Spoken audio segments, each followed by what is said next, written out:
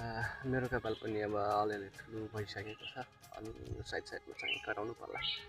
अलिक ठुलो भइसक्यो साइडमा अनि माथि त ठिकै छ। गर्मीमा चाहिँ सानो कपाल नै अलि राम्रो लाग्छ क्या, बेस्ट लाग्छ, किनभने हावा लाग्छ, हावा पास हुन्छ नि त, पसिना पनि कम आउँछ। अनि गर्मीमा ठुलो कपाल भयो भने पसिना होइन यहाँदेखि यहाँसम्म चुँदै गर्छ क्या। अलिक काम गर्ने मान्छेको झन् त्यो क्या अहिले कपाल चाहिँ डेली होइन धुनुपर्ने, सफा गर्नुपर्ने, डेली सानो कपाल पनि धुनुपर्छ। तर पसिनाले चाहिँ लट्टपट्ट हुन्छ क्या ठुल्ठुलो कपाल। अनि अहिले चाहिँ गर्मीमा सानो कपाल नै ठिक हुन्छ क्या। त्यही भएर मलाई यो एकदमै राम्रो लागेको थियो सानो कपालमा। राम्रो छ अहिले मेरो ठ्याक्कै छ।